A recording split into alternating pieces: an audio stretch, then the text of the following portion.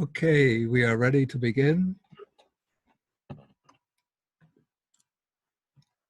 So we will start with the homage to the Buddha. And today is July 4th, 2020. It's American Independence Day. So let us begin with the homage to the Buddha. 3 times.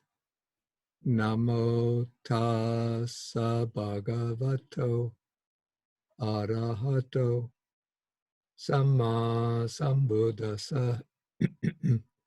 Namo tassa bhagavato arahato samma sambuddhassa. Namo tassa bhagavato arahato samma sambuddhassa.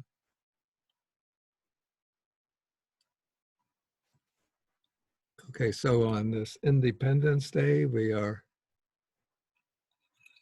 learning the Buddha Dhamma, which teaches us the way to become truly independent of greed, hate, and delusion, independent of craving and ignorance, independent of bondage to samsara, the round of birth and death.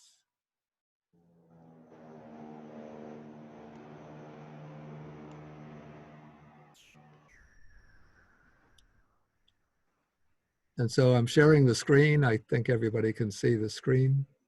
And now we're continuing with our reading of the Anguttara Nikaya, the Chattuka Nipata, the chapter of the fours. And now we've reached sutta number 50. And the title of this chapter, in English, it's translated Defilements. And the Pali word, you could see, is Upakkilesa. Usually, the word that we translate as defilements is kilesa. Kilesa is the broad and general term covering all of the defilements. And Upakkilesa, it's hard to give a different translation. Maybe another translation that might work would be corruption or impurity. So the purpose of this sutta is to speak about the corruptions, the defilements, the impurities of ascetics and Brahmins, samanas and brahmanas. And of course, under the samanas, the Buddha includes the Buddhist monastics. But the Buddha introduces the sutta by means of a simile. So here he's going to speak about 4 kinds of natural corruptions or defilements occurring in nature. And then he's going to apply that by way of analogy to ascetics and Brahmins. And so he speaks about 4 defilements of the sun and moon, because of which the sun and moon do not shine, blaze, and radiate. Okay, so what are these four things that cover up the sun and the moon, obstructing their light? So the first of these are clouds. So clouds cover up the sun and moon. And so even if it's the middle of the day, of course there's light outside, but we can't see the sun shining and blazing. And at night, even on a full moon night, we don't see the moon in the sky. So the first defilement are clouds. The second is fog. The third is smoke and dust. And the Buddha mentioned this even back in his time, 2,500 years ago. And nowadays we have so much smoke, so much dust, so much pollution, particulate matter in the sky that, well, we could still see the sun and moon, but at night we could hardly see the stars. When I was a child growing up, particularly when during the summer, my parents would take us upstate New York, down Tremper. And at night, we used to go out at night and lie down on the lawn and look up at the sky. And the sky was just sparkling with, it seemed like thousands upon thousands of stars. We really get the feeling of being in the Milky Way. The sky was just so dense with stars. Now you go outside, even in upstate New York, very rarely do you see many stars in the sky, even on a moonless night, because of all of the accumulations of pollutants in the atmosphere. Okay, so that is the third defilement. And the fourth defilement in the sun and moon is called Rahu, Lord of the Asuras. Okay, this is a way in which ancient Indians interpreted what we now call, scientifically, we call this the eclipse. But in ancient India, they didn't have a clear understanding of astronomical formations. And so when the sun or the moon would undergo an eclipse, they would interpret this to mean that the sun or the moon was being gripped by a particular demonic being called Rahu.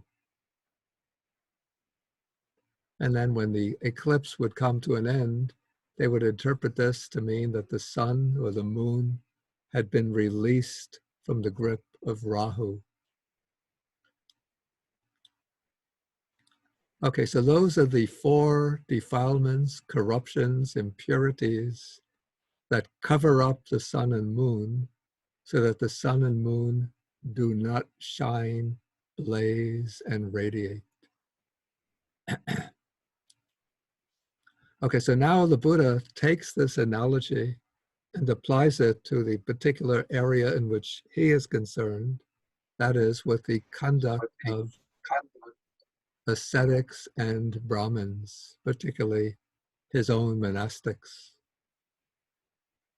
So he says that there are these four defilements of ascetics and Brahmins, because of which some ascetics and Brahmins do not shine, blaze, and radiate.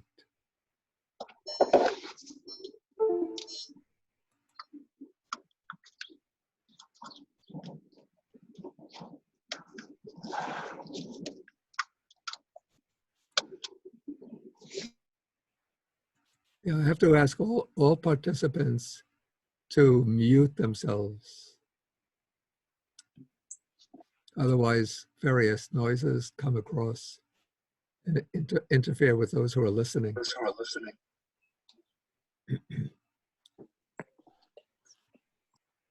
Okay, so what does it mean for an ascetic or Brahmin to shine, blaze, and radiate? So probably, though the sutta doesn't explain this, this would be to radiate with wisdom, with the light of wisdom. And so these are four qualities, or maybe we could say to radiate with the light of sila and panya, the light of good conduct and wisdom. Or we could call this vijacharana, to shine, to radiate with good conduct and clear knowledge. Okay, so we have these four defilements, four corruptions, four kinds of impurity. So what are they?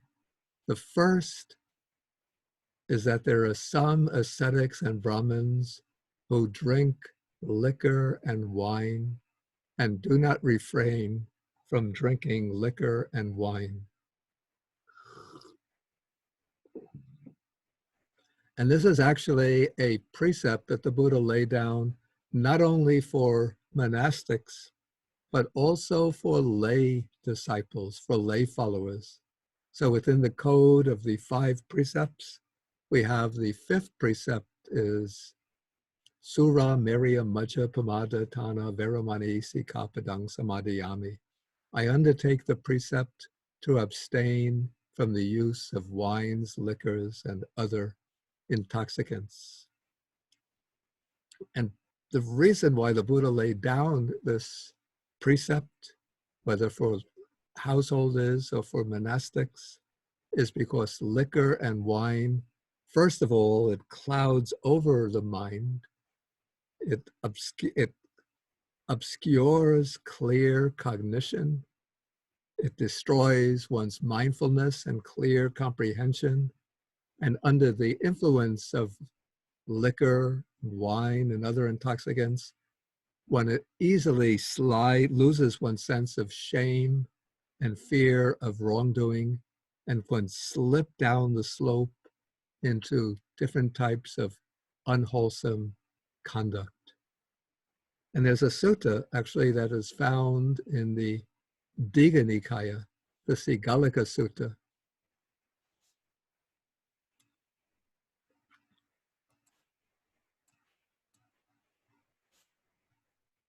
in which the Buddha speaks about, he's teaching a young man named Sigalika, and he's speaking about the 6 negative consequences of indulging in intoxicants. So you could see them listed here, that this leads to loss of wealth. It leads to an increase, because when somebody gets frequently drunk, well, first they spend their money on the intoxicants, and then they become reckless and they lose their sense of restraint, and so they're likely to spend money on futile things. And when they become sober again, they ask, where is my money? Where did all of my money go? I spent it on all of these useless items. Okay, when people drink, then they easily lose a sense of self-control. They get into quarrels, fights, disputes with others. Liquor has a destructive effect on the body. Especially it attacks the liver, destroys the liver, but other organs also get damaged by the use of liquor. Okay, when one frequently indulges in liquor, then one gets a bad reputation. One becomes known as an alcoholic. One is considered untrustworthy, and people don't have it. They lose their respect for you, and people don't want to socialize with you. If you need money, they won't give you loans. And then you could even engage in actions that will get you imprisoned. Okay, then under the influence of alcohol, people will shamelessly expose parts of the body that are usually covered up. And also the regular use of liquor, it said, leads to a weakening of the intellect. And especially when one is under the influence of the alcohol, one can't think clearly. So these are 6 drawbacks or dangers in the use of liquor that the Buddha mentioned back in ancient India. And probably there are many others. I think other suttas speak about how under the influence of alcohol, a person will engage in unwholesome actions of body, speech, and thought. But in this sutta, because the Buddha is listing various groups of 6, he just limits himself to 6 negative impacts of the use of alcohol. Out of curiosity, some years ago, I did some search on the internet, and I found a modern assessment of some of the drawbacks and dangers in the use of alcohol in large amounts. Some of these were not possible during the Buddha's time. For example, we have unintentional injuries, such as car crashes. I don't remember the exact percentage, but such a high percentage of automobile accidents, maybe it's as high as 25%, maybe even higher, occur because one of the drivers involved in the crash has been driving under the influence of alcohol. It leads to falls, burns, and drowning. So these are considered unintentional injuries. Then there are intentional injuries, such as gun violence, a lot of the use of guns as weapons in domestic affairs is because of the use of alcohol. Sexual assault, domestic violence, very, very high percentages occur because of drinking. Then on-the-job injuries, loss of productivity, then family problems and broken relationships. I have to say that's a big omission from this list in the Sigalika Sutta, unless we include those under increase of quarrels. But a lot of I mentioned domestic violence, but a lot of the conflicts within the families, conflicts between husband and wife, violence that particularly a father will unleash upon the children, maybe sometimes even the mother, is due to the influence of alcohol. Okay, then alcohol poisons the body and it causes high blood pressure, strokes, heart-related diseases, liver disease and nerve damage, sexual problems, and then permanent damage to the brain. So if we want to avoid all of these types of negativities.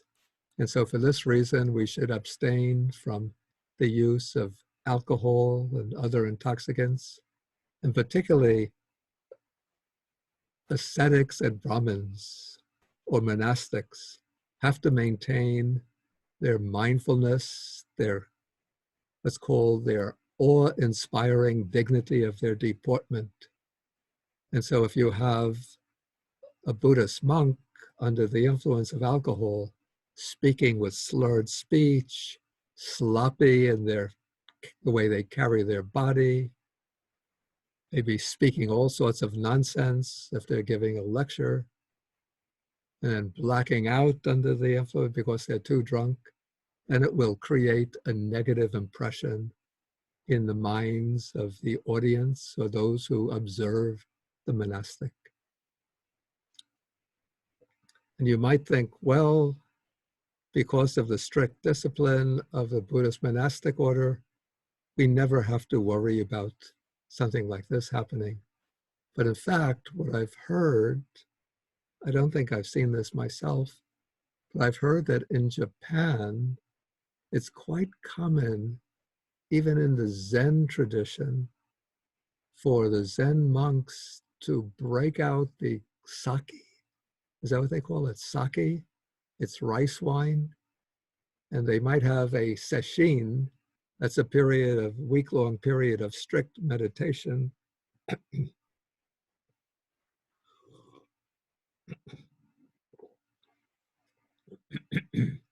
which they're meditating 8, 9, 10 hours a day,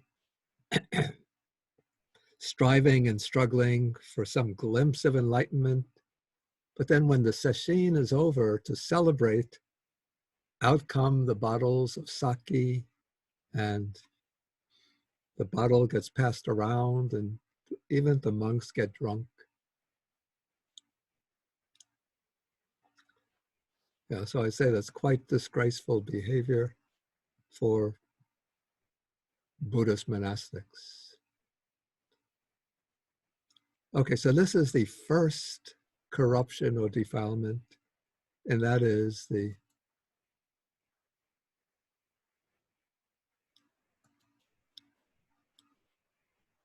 use of liquor and wine and other intoxicants.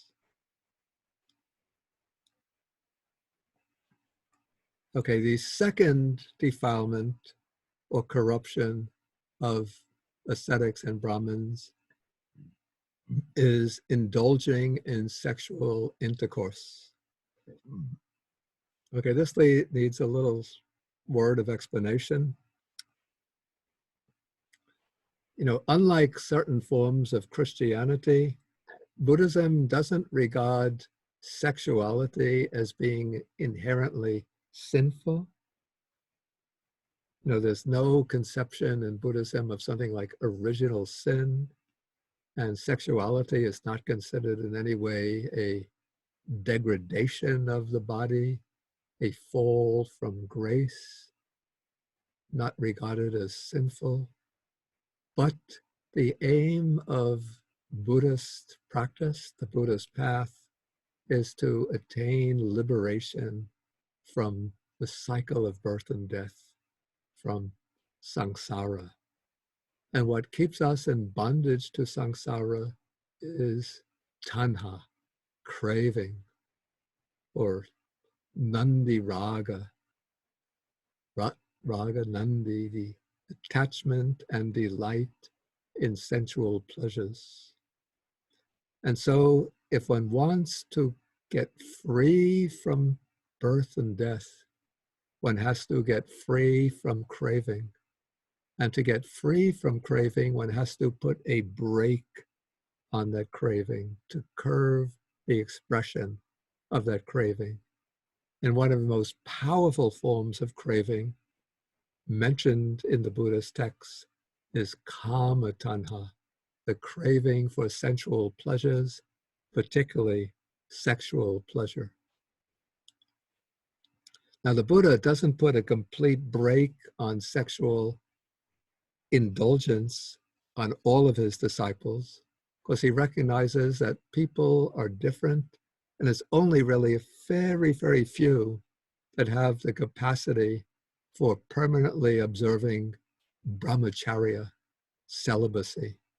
And so for lay disciples, the precept that the Buddha lays down is kamesu michachara veramani sikapadang samadhiyami. That is the precept of abstaining from misconduct in regard to sensual pleasures, particularly sexual pleasure. And that means avoiding adultery or seduction of minors, forceful intercourse, and so forth. But in regard to those who go forth into homelessness, they are expected to dedicate themselves fully, completely to the discipline that restrains the senses, conducing to the development of samadhi, concentration, panya, wisdom, and the attainment of vimukti, liberation. So the first requirement in that course of training is to abstain from engagement, indulgence in sexual intercourse. And this is laid down in the first parajika. The first parajika is the first offense in the Buddhist monastic code that entails expulsion from the monastic order. And that is to abstain from any kind of sexual intercourse, whether heterosexual, homosexual, even intercourse with an animal. All of them are prohibited by this first precept of the monastic code.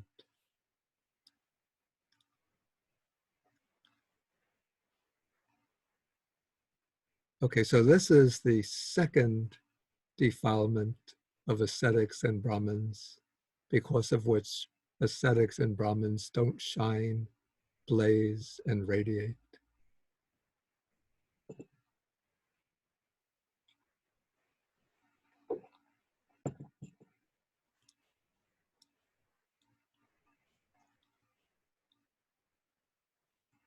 Okay, then the third defilement of ascetics and Brahmins is accepting gold and silver.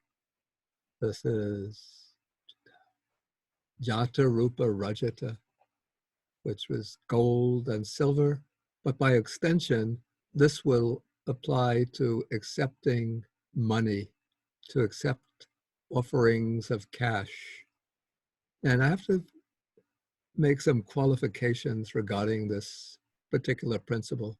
Okay, first, it is one of the precepts in the Buddhist monastic code to refrain from accepting gold and silver, or in other words, to refrain from accepting money. It's classified under the heading the group of offenses called Nisaggiya Pachitya, which means that if a monk receives money offerings of cash or gold and silver, then he has to relinquish, if he wants to purify himself, he has to relinquish that money to give it up and then make a confession of the transgression. And then the money has to be disposed of, and it can't be accepted and used by other members of the monastic order. Okay, in the Buddha's time, where monasticism was widespread throughout the culture, and monastics were generously supported by the lay community, by householders, even monastics of different sects, different cults, different spiritual traditions would be supported by lay people no matter what their religious commitments. So it was commonly understood that monastics, the samanas, don't receive money and that they're dependent entirely for their support upon the generosity of the householders. And the monastics would have very, very simple needs. Basically, they would depend on just the robes that cover their body, the food, offerings of food that they receive each day to maintain themselves. They would need simple huts in which to live, usually just on a temporary basis because they would spend much of the year wandering from town to town. And then if they fall ill, they will need medicines. And so they would virtually have no need to receive gold and silver or money, offerings of money, because all of their material needs would be provided through the generosity, the faith, and devotion of householders. And within the Buddhist monasticism today, there are some, let's say, lineages or sects which are very strict in adhering to the precept of not receiving gold and silver or not accepting money. In Sri Lanka, this would be the Kalyani Yogashrama Sangstava, also known as the Galduva sect. In Thailand, it would be the monks of the forest tradition. And in Burma, it would be some of the monks of the forest tradition. But we find that many of the town-dwelling, city-dwelling monks do accept gold and, well, they don't accept gold and silver, but they accept offerings of money, of cash. And so now I'm not inclined, because I understand the living situation, I'm not inclined to criticize monks who accept money, to blame them heavily, because for those who are living in towns and cities or even in villages, often it's very difficult to receive the basic requisites. And so if they receive money, if they use it discreetly, of course it's still a transgression of the precept, but we could call it an expedient adaptation to the living conditions of today. So I think this, but I would also say that because they are accepting money, that it remains to some extent a defilement or an impurity of the observance. But I would not put this in the same class that I would put the use of alcohol or indulgence in sexual intercourse. But in any case, this is classified as the third defilement of ascetics and Brahmins. Okay, now we come, the fourth defilement of ascetics and Brahmins is earning their living by a wrong livelihood and not refraining from wrong livelihood. So what is meant here by wrong livelihood? Now monastics, by the very nature of their calling, their vocation, don't go out to work at remunerative jobs. We don't become factory workers or businessmen or professionals, lawyers, doctors, and so forth. And ideally, we're to maintain our way of living through the generosity, the faith, and devotion of the lay supporters or with the support of the monastery in which we're living. But there are different types of ways in which ascetics and Brahmins during the Buddha's time, and I have to say monastics even today, earn their living, receive the supports from the lay people. And there is a sutta, it's the first sutta in the Digha Nikaya, which has a long list of the types of wrong livelihood that renunciants of the Buddha's day indulged in. And I've actually translated this. This is my first translated work called the Brahmaj. It's a translation of the Brahmajala Sutta and its commentary called the All-Embracing Net of Views. It was published in Sri Lanka by the Buddhist Publication Society, and it has a long section on the types of wrong livelihood in which ascetics of the Buddha's time would engage. Okay, so I'll mention just a few of them. So making predictions by means of omens and signs, making predictions on the basis of thunderbolts and celestial portents, interpreting dreams, telling fortune from marks on the body, offering fire oblations, offering blood sacrifices to the gods, making predictions based on the person's fingertips, making predictions for offices of state, determining whether the site for a proposed house or garden is propitious or not, whether it's favorable or not. Probably this would cover the Chinese practice of feng shui.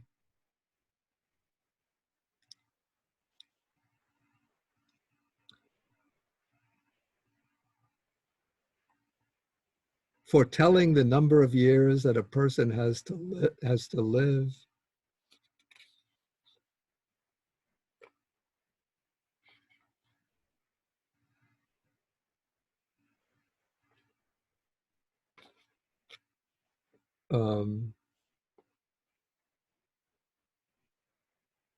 Predicting when there will be the eclipse of the moon or the sun, predicting when there will be an earthquake, predicting when there will be a fall of meteors, predicting when there will be drought, a good harvest, famine, danger, sickness, health, and so on. Some other wrong types of livelihood, arranging auspicious dates for marriages, or arranging auspicious dates for divorces, reciting charms to make people lucky or unlucky, worshiping the sun, worshiping Mahabrahma, bringing forth flames from the mouth,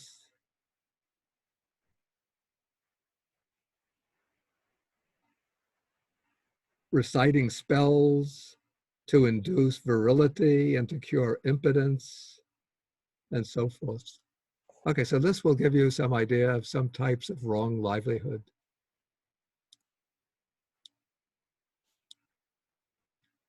Okay, so those are the 4 types of wrong livelihood for ascetics and Brahmins, because of which they do not shine, blaze, and radiate.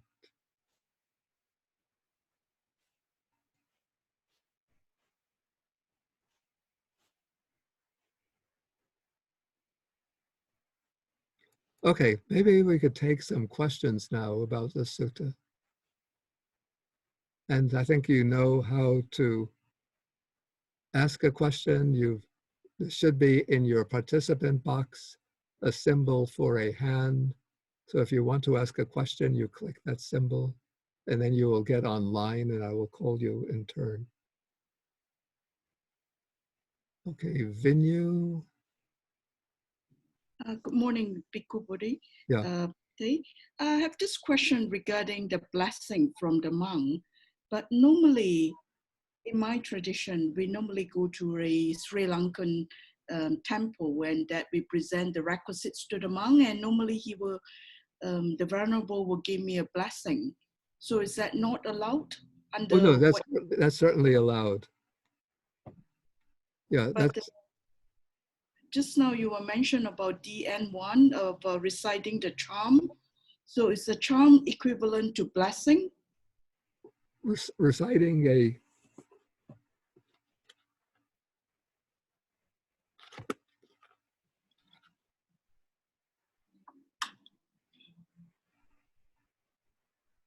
reciting a what? What was the word? A charm. If just now you mentioned about reciting a charm, is it equivalent to reciting a blessing? No, no. The idea here is that one is reciting the charm in exchange for offerings from lay people as a kind of almost like a business deal. Oh, okay. But reciting what monks do when lay people make offerings, or sometimes the temple will just have a ceremony to give blessings to lay people in general. It's not doing this as a kind of business exchange, but it's a way of, extending one's good wishes to the lay people as an expression of appreciation for their generosity and support. Okay, right. Yeah, this Okay, is thank you. a practice going back even to the age of the Buddha himself. The Buddha would request the monks to recite the blessings for lay people, and the Buddha did this himself very often. Very often. Okay, thank you. Yep, I'm clear now. All right, thank you. Okay, Young.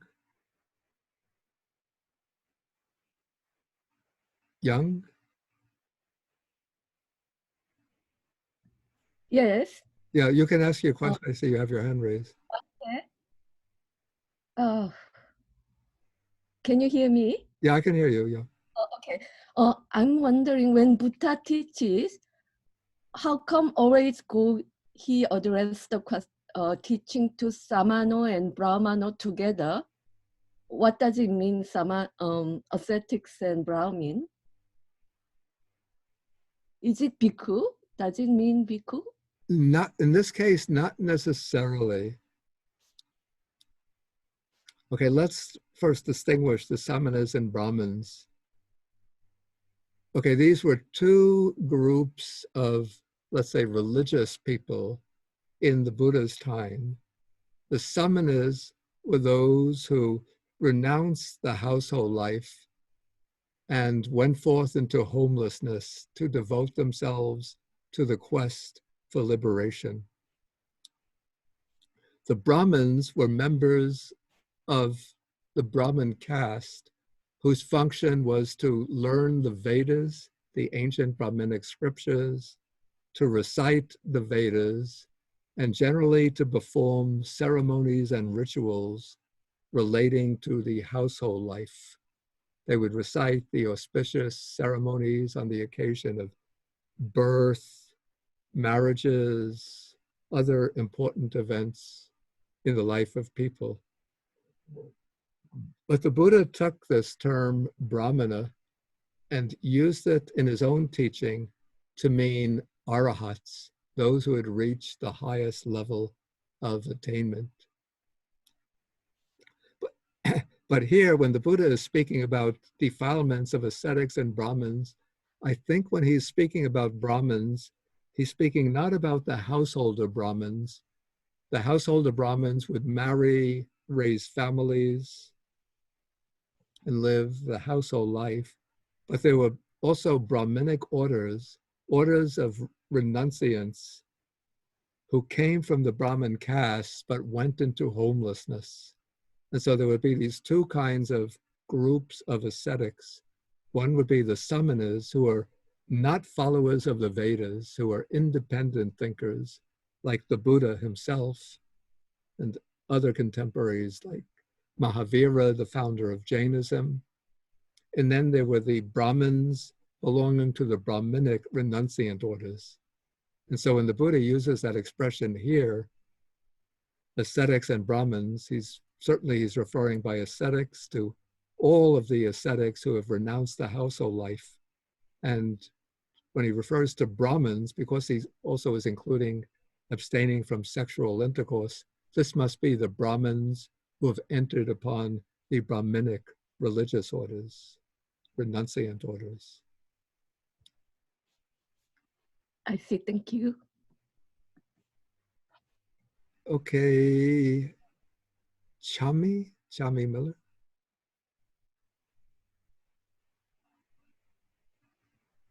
Hi, Bhante. I'm from Texas. I have a question regarding the social events and the alcohol.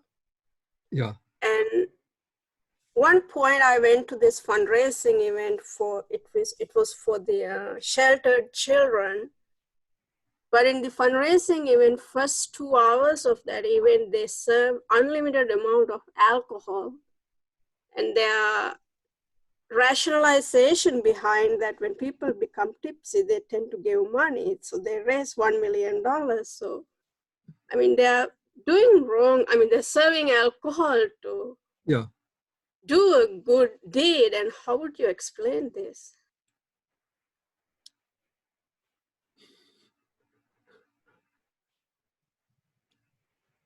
I say, of course, giving in charity is good, but using alcohol as a means to induce people to give in charity, I'd say it's just not the right way to go about it. Yeah, that's all I could say about it. I mean, I felt like, it's, how would you, like it's wrongdoing, then how would you tell people, this could influence, then it influencing to do you giving. But it's not your heart is giving, it's really. Yeah, anyway, because it's not being done in a Buddhist religious context, so it's, we can't appeal to them and say, don't give out the alcohol, but find some other ways to inspire people to give. But in situations like that, one just has to look at it with equanimity. One can't try to argue with them because they don't have a Buddhist commitment. Yeah, but actually, I'm sorry, I'm taking too much time of you. And the one biggest donor in that event, and he was a big Buddhist guy with giving donations to, a lot of temples and stuff. So I kind of threw me out of, how people, like, he was a big, he sponsors Buddhist monks and a lot of meditation events and stuff like that. And he was the biggest donor. And how could somebody like that even, promote some kind of Was he promoting the event, or he just? He's the biggest donor for that, and he's the one of the big, how would you call, the advisors for the event. And I'm like, well, even under your advice, people doing things like that. So, well, maybe he advised them not to distribute the alcohol, but he was perhaps he was outweighed by more people wanted to distribute the alcohol. I don't know. I can't really say about that. Okay, we'll have Thank you. I just want to see your opinion on that. So. Okay, Nicole. Hi, Bhante. Some of the items that the Buddha mentions in this sutta seems to have like a little parallel with some items that he mentions in Majjhima Nikaya in 11 and a little bit in 1 for monks not to participate in certain, I don't know, like magics and fortune tellings and things along those natures. What would one say about a monk who puts himself forward as being able to do things like perform an exorcism to get rid of hungry ghosts, or perform like actual spells so that lay people can get rich, to tell them, special, fortunes about what's going to happen in their future if they make donations? What's your thought on that? What I would say is that a monk should not put himself forward and say, I have this ability to make these predictions, or I have the ability to perform like a ritual that will that will confer these benefits.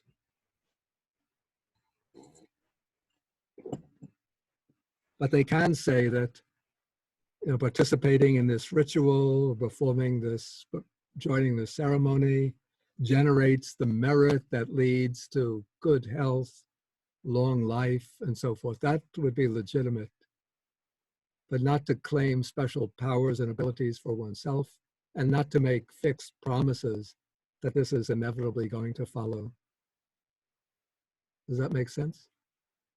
Yes, that's it seems to be like a very fine differentiation between a blessing for, you know, the benefit of, you know, the people, or for them to transfer merits, as opposed to, you know, performing actual spells with a result that's intended, or to do an exorcism to remove ghosts that people think are there. Yeah, monks should definitely avoid performing exorcistic rituals. Though I would say that what's done, say in Sri Lanka, if people are afraid that they have a ghost in the house, they might call the monks to recite the Parita Suttas, blessing suttas, for the purpose of driving the ghost away. But it's not done with the idea that this is a spell that we're going to cast over the house. That's definitely going to drive the ghost away. But it's a way that when you recite the Parita Suttas, it's sort of creating a positive vibrations in the house that's going to serve as a protection against the ghost. Okay. Thank you for clearing that up, Bhante. Okay. Okay, Namal. Good morning, Good Bhante. morning. My question is about the distinction between the Upakkilesa and the Kilesa. Yeah. It seems to me from the description of the four things that those are more like precepts and don't really refer to the mental component underlying, but simply about the physical refraining from certain activities. And I wonder if you could explain that in terms of the Upakkilesa and Kilesa, what is the difference and how does it relate to these four precepts almost? Yeah, I wouldn't drive a sharp line of distinction between Upakkilesa and Kilesa, because there are suttas which use the word Upakkilesa to refer to the unwholesome mental states. Sutta in the Majjhima Nikaya, Sutta number 7, lists 16 they're called Upakkilesa, and they include anger, malice, envy, jealousy, miserliness, conceit, arrogance, vanity, and so forth. So actually the word kilesa, I believe, without any prefix, one doesn't find used in the sutta, in the Nikayas at all. And it comes into use later as a general term for all of the defilements. In the suttas, one always finds Upakkilesa or Sankilesa. I see. Okay, I'll take one more Thank you. question, then I want to move on to the next sutta. So this is Belinda. Hi, good morning, Bhante. I have a question about the defilement of the sexual conduct, and you mentioned for lay people, it is the sexual misconduct. Yeah. And in terms of the definition of misconduct, I'm wondering what the sutta says about that, because as we know, in the societies that has also shifted with culture and time. Yeah. Maybe in the past, say homosexuality was considered misconduct, but now most people, I hope, don't think so. Actually, what are some general guidelines? Yeah, actually, in the suttas, one never finds homosexual relations put under the category of sexual misconduct. Mm-hmm. Some of the later commentators included under misconduct, but not in the suttas. In the suttas, it's always framed, I have to say, because it's basically a patriarchal society, it's framed from the standpoint of the male, that the man has sexual relations with a woman who is married to somebody else, or a girl who's under the protection of her parents, or a woman who's observing a religious discipline that requires celibacy. Okay. And then the commentaries say that for a woman, a married woman, to have sexual relations with another man apart from her husband is sexual misconduct. So what about, say, sexual conduct outside of marriage, for example, which is also common nowadays? Some people don't believe in the marriage institution, for example. Oh, I see. You mean their loving relationship?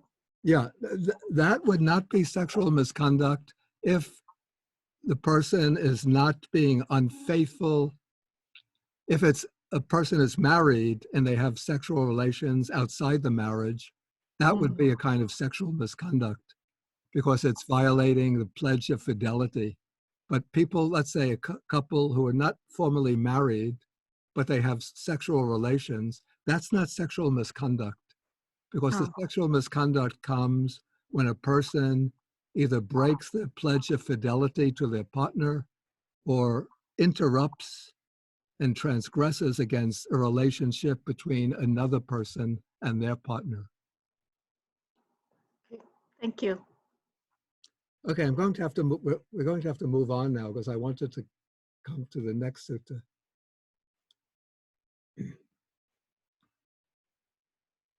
So let me scroll down. And so now we start the second group of 50 suttas, and the chapter has the title Streams of Merit. And it begins with a statement. The first is sutta number 51, also called Streams of Merit. And so the sutta says that there are these 4 streams of merit, streams of the wholesome, nutriments of happiness, which are heavenly, ripening in happiness, conducive to heaven, that lead to what is wished for, desired, and agreeable to one's welfare and happiness. And all of this is, in a sense, a good elaboration on the meaning of merit. Let me put the Pali word up.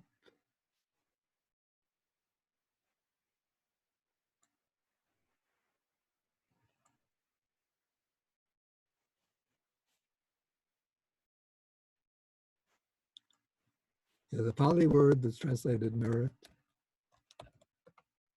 is punya, Sanskrit.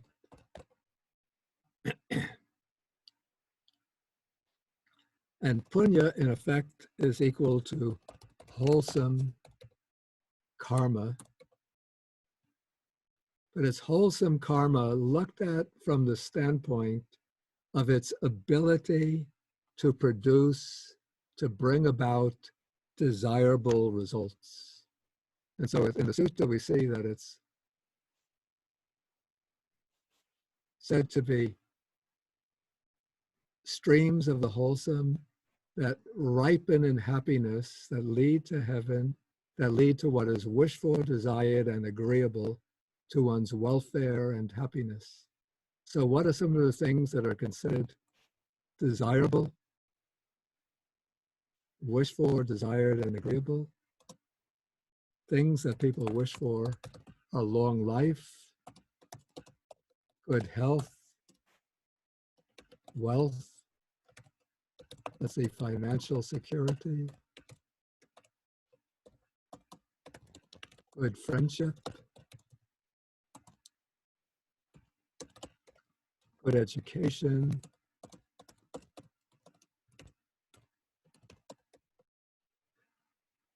what are some other things? Ayu, Vanu, Sukhang, Balang. Ayu, long life. Vanu, okay. beauty. How about a peaceful life? Yeah, we could say happiness, including peace within this. Ayu vanu sukhang balang. Balang is strength, good health. Okay, so this gives some idea of the kind of mundane. These would be the mundane benefits.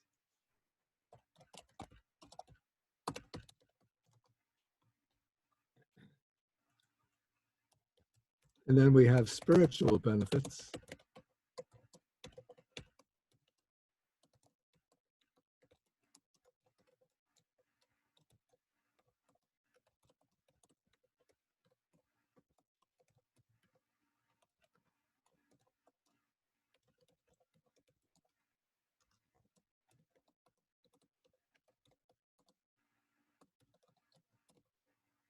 And so we have some of the benefits would be ease of concentration, ease in getting into samadhi. So we have a group of people meditating on a retreat, and some people are struggling with a lot of distracting thoughts, volatile emotions, disturbances, and so forth. Other people can sit and the mind quickly settles down, becomes peaceful, well concentrated, and they go easily into samadhi. So that can be, of course, it could be the result of a lot of determined practice in the past, but also we have a group of beginners who have never meditated before, but some become very quickly and naturally concentrated. That could be the result of past accumulations of merit. And then some people have a lot of difficulty understanding the Dharma, gaining insight. Other people understand quickly and can quickly give rise to insight. That is, they give rise to panya, to penetrative wisdom. Again, that can be the result of accumulated merits. And then comes the realization of the paths and fruits, the different stages of stream entry, once returning, non-returning, arhatship, and the attainment of nibbana. All of that comes about through the accumulations, the result of merit. Also, I should add under the mundane benefits, a happy rebirth, either in good conditions in the human realm or in heavenly realm. And so it's said among the spiritual benefits that whether one aims for arhatship, the state enlightenment as a Pacceka Buddha, Pacceka Bodhi, or the enlightenment of a fully enlightened Buddha, Sammasambodhi, all of this depends on the accumulations of merits.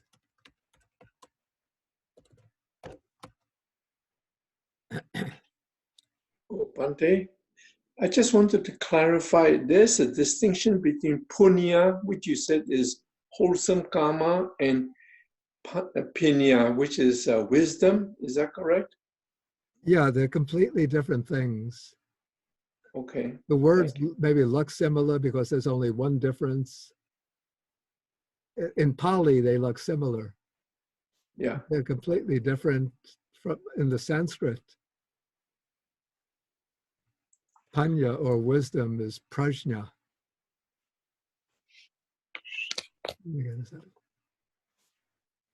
Okay, the word punya comes from the verb punati, which means to purify.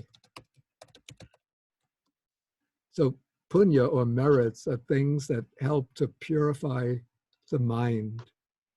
Whereas prajna or panya, wisdom, comes from the prefix pa plus the root nya, which means to know. And so in Sanskrit, we have prajna. So you could see it's completely different from punya. Okay, thank you for the clarification.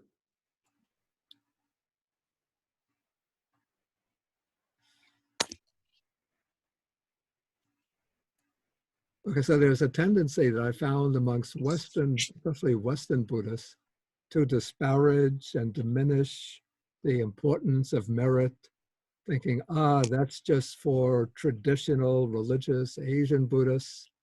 But we are serious practitioners. For us, the real Buddhism is just practicing meditation.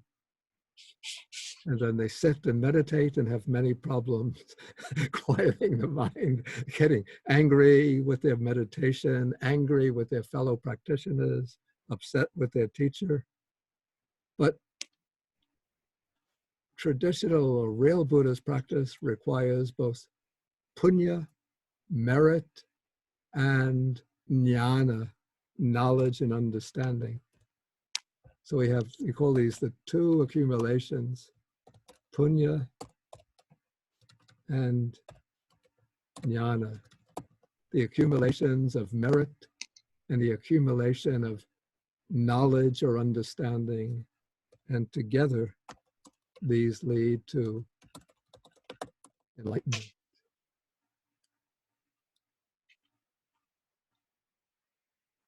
Okay, but I do think that there's a certain problem that is very real in traditional Buddhism, and that is that people sometimes conceive of merit a little bit like accumulating wealth that they put into a bank account. And so they focus just exclusively on doing wholesome deeds in a rather materialistic way to acquire merit, to ensure themselves of a good fortune in the future. And so they'll go to monasteries, making excessive offerings of goods with the narrow understanding that the only way to get merit is by making offerings to the monks at the monasteries. But there are many different ways of generating merit, ranging from giving to observing precepts, developing qualities like loving kindness and compassion, being helpful to others, providing service to others, showing respect to those who are worthy of respect, and so on. In this sutta, the Buddha speaks about 4 streams of merit, 4 ways that lead to the accumulation of merit.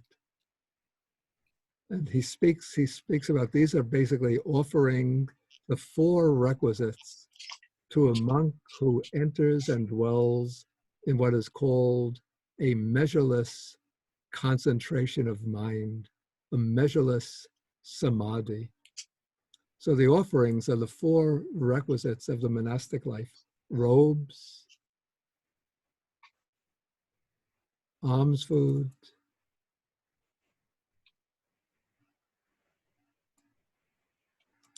a lodging or dwelling place, and medicines.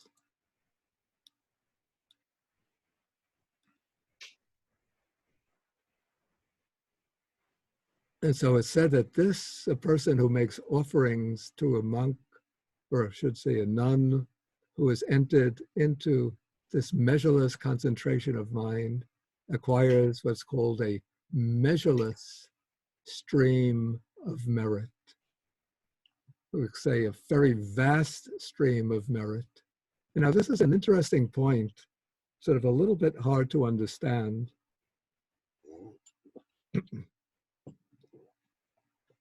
One would think that the merit depends entirely on the intention of the person who is making the offering. But that is not completely the case. But the sort of quantity of merit, if we could use that expression, depends on the 2 factors. One is the intention of the person making the offering, and the other are the qualities, the state or condition of the recipient of the gift. And so it's said that if one makes the same gift, let us say the gift of a robe, to a Buddha to an arahat and to an ordinary monk, the merit in the case of the robe given to the Buddha is vast, inconceivably immeasurable. The merit given to the arahat, also immeasurable, but less than that to the Buddha. And the merit given to the ordinary monk is still less. And if one gives to a corrupt, immoral monk, there's still merit based on the intention.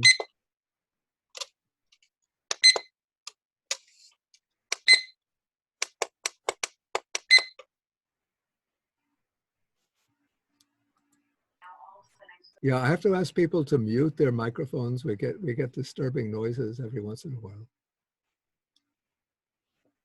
Okay, the merit given to the corrupt monk will depend pretty much entirely on the intention of the giver, not on the qualities of the recipient. And so here the sutta is speaking about a monk who enters and dwells in a measureless concentration of mind. And according to the commentary, what's meant by the measureless concentration of mind is the concentration of the fruit of arahatship. In Pali, this is called the Arahatapala Samadhi or Arahatapala Samapatti.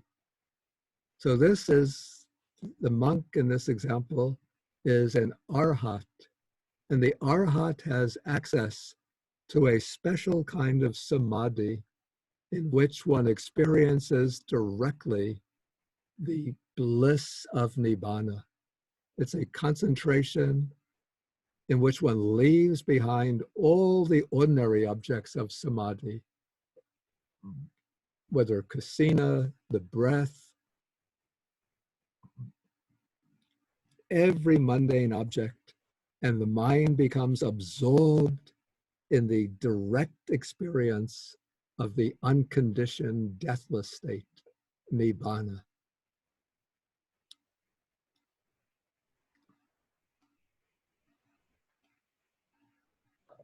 Okay, if the monk is wearing a robe that's been offered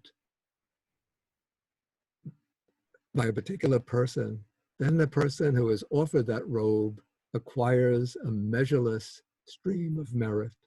And the same applies for alms food. Okay, of course, while the monk is in the samadhi, he's not eating the alms food, but the monk is supporting himself when taking the meal by alms food offered by somebody. And then based on that support of that food, he enters into the samadhi, the fruition of arhatship. Then the person who is offered the food acquires this measureless stream of merit. And similarly, when using a dwelling place or when using medicines offered by a person, and then that monk enters into the samadhi of the fruit of arhatship, then the donor acquires this measureless stream of merit.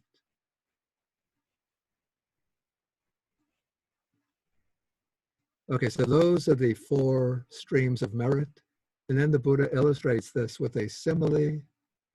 He says, just as it is not easy to measure the water in the great ocean, saying that there are so many gallons or hundreds of gallons or thousands of gallons or hundreds of thousands of gallons, but rather it's called simply an immeasurable mass of water. So when a noble disciple possesses these 4 streams of merit, it's reckoned simply as an immeasurable great mass of merit.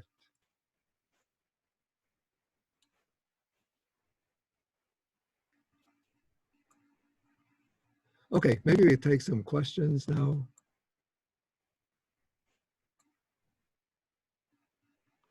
No, I have to find the participants box.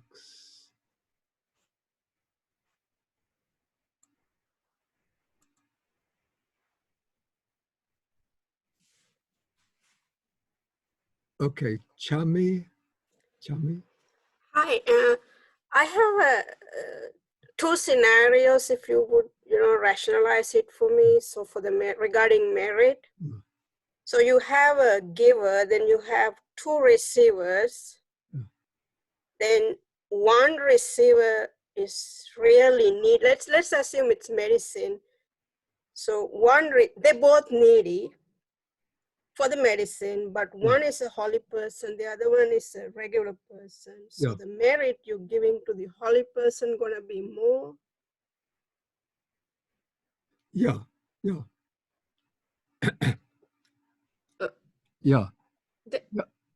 The merit, as I said, the merit depends on the qualities of the intention of the donor and the qualities of the recipient. And so if you have the holy person and the ordinary person, both need the medicine, and one gives it to the holy person, the merit is more. But I have to say, I have some misgivings about this conception of merit, even though I accept this objectively. But what it leads to within Buddhist cultures that I've observed is that people sometimes are intent simply on giving things to monasteries and to monks and not paying enough attention to giving to people who are really needy, poor, and desperate just to obtain the basic requisites of life. And I found in the Mahayana Sutras, a classification is made of 3 fields of merit, which I think we're lacking in the Pali tradition, but I found it very useful. They call it the field of reverence, the field of gratitude, and the field of compassion. By field is meant recipients of one's generosity that serves as a basis for merit. So the field of reverence, these would be monastics, monasteries, and even non-Buddhist ascetics or religious people. The field of gratitude would be parents, teachers, other people who have benefited you in your life, benefactors. And then the field of compassion would be the poor, sick, others who are needy.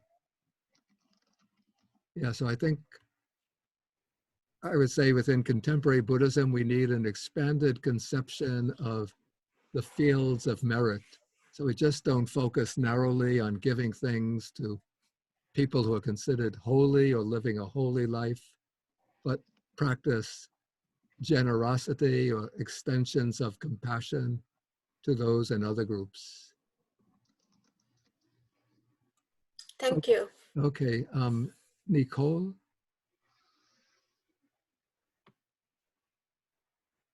Nicole?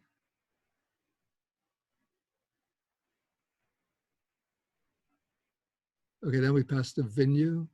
Good morning, sir. This is Vinyu. I am Thai Buddhist monk from California. To ask some question, is possible? Okay, but we should go in turn, and I have people listed. So Vinyu should go first. Okay, according to list, okay. You are Pramahachanya? Yes, I am Pramahachanya. Okay, you click your hand. Yes, I click hand so many times. You did? Yeah, about 3 times. But okay. Okay, then ask your question. Like this. Okay, go ahead, ask the question. May I back to the last sutta? I am like a Thai Buddhist monk. Yeah. I don't know about the appropriate word in English. So when the people give some food or clothes or something, when I give like Ayuwano Sukhang Palang, as you said, we can't use may I bless you, or may I chant to you, or may I pray to you. And we have so many words, but confused for Thai people. what's it the proper word to use this word? The proper English word. Yeah. We say, I will chant a blessing. I think that would be the appropriate. Blessing can we use? Yeah. Like you come to celebrate birthday and offer some item to monk, and Yeah. can I say, may I bless you? Yeah. Be free from COVID-19 or something like that. Yeah. Yeah. To bless or to chant a blessing. Thank you. Thank Yeah. you.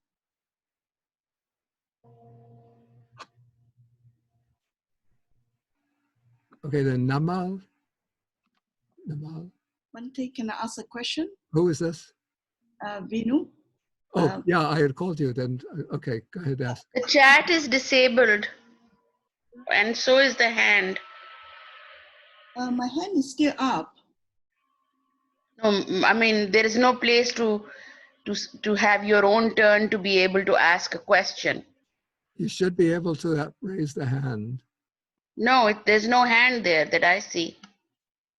There's a hand. I saw the hand with a blue Okay, sign. we only have 5 No. minutes. We have to get the questions in 5 minutes. So Okay. please go ahead, ask. Yes. In regards to the offering of mask, facial mask to monk, is it considered medicine in a modern sense? Say the question again. I didn't quite. I have offered a lot of facial masks to Facial mask, I see. Yeah, facial mask could be considered, because I clicked only the word medicine, but it's requisites for the sick, anything that protects the health. Even like giving vitamins also could be considered giving medicine. Yeah, I would call facial mask under the heading of medicines. Okay, can I ask another question or no? Let's see if it's, you could ask, I'll have to say whether it's a quick one. Okay, Buddha actually did the twin miracles. Does it actually contradict what you have just said on the first session on the Sutta number 50 about the DN1, the Dika Nikaya of wrong livelihood? That gets into a big issue. Let's put that question aside, because I want to give the other people, there are 2 more people to ask questions. No worries, yeah, thank you. Okay, Namal? Thank you, Bhante. I just have a question about something that I've experienced personally. When you give something and you give it in good faith, you get a feeling of being very happy with the gift that you've given. If you cling to that feeling and you bring up that feeling in your mind again and enjoy that happiness, is that going to be an impediment to your future spiritual growth? Or should you just let that feeling go in the interest of progressing spiritually? No, I think you can actually cultivate that feeling of happiness. In fact, there are suttas which encourage that, but it's not clinging to it with a sense of pride or conceit that I've given this much, but this is a way of generating joy in the mind, joy through the practice of generosity. And then as one cultivates that joy and lets it become stronger in the mind, then the mind becomes peaceful and it becomes a conducive factor towards samadhi. And so one actually deliberately, consciously cultivates the joy, but not with a kind of clinging to pride and conceit, but rejoicing in one's practice of generosity. Bilal, I can make eggs. Would you like me to make eggs? I can do that. Huh? Or what about egg sandwich? Somebody is conversing here. Please, if you're speaking. Okay, Sharon, your question?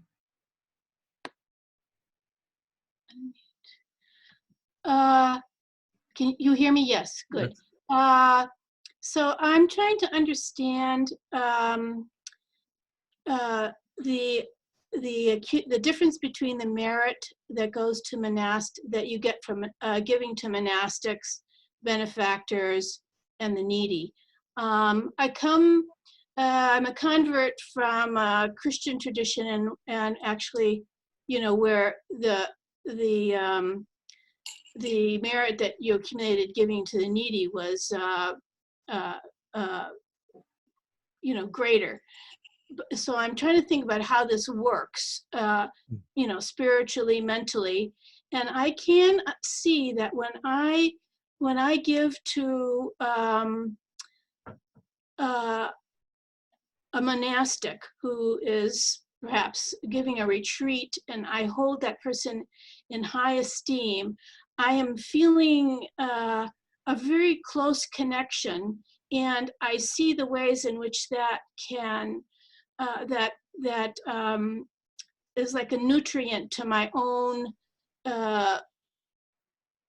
development, my spiritual development, and similarly to benefactors. And but still, it's hard for me to let go of the priority that in the past has always been given to the poor. So I wondered if you could speak to how that works.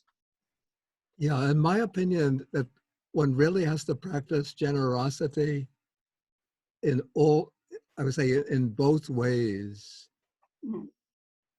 So the motivation, as indicated in these three fields, is different. So when one is giving to spiritual teachers, one gives with a sense of reverence. Yes. And then when one helps the poor, the sick, the needy, one does so as an expression of compassion. But in a way, I don't really like to privilege giving just out of reverence to those who are like esteemed spiritual teachers and neglecting the gifts to the poor.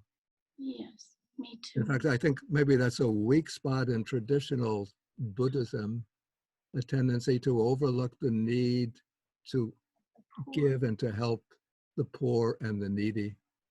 Great. Good answer. Thanks. Okay, we'll have to end now. And so we end with the sharing of the merit, which is an important aspect of the Buddha's practice too.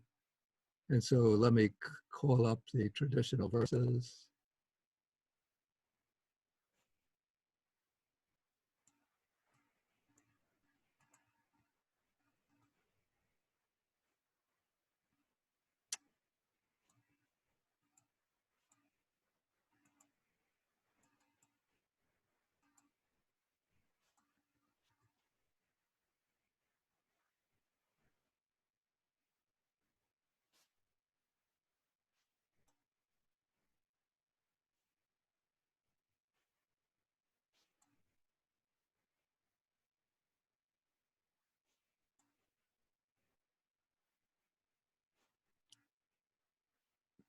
Okay, so we'll recite the verses to share the merits with the devas, the nagas, the bhutas, and all beings.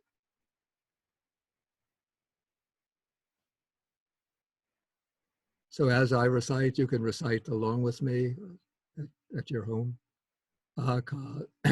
Akasata chabumata deva naga mahedika punyantang anumoditva chirang rakantu sasanang. Akasata chabumata deva naga mahedika punyantang anumoditva chirang rakantu desanang. Akasata chabumata deva naga mahedika punyantang anumoditva chirang rakantu mang parang. Etavatacham hehi sampadang punya sampadang sabbe deva anumodantu sabbe bhuta anumodantu sabbe sata anumodantu sabba sampati siddhya.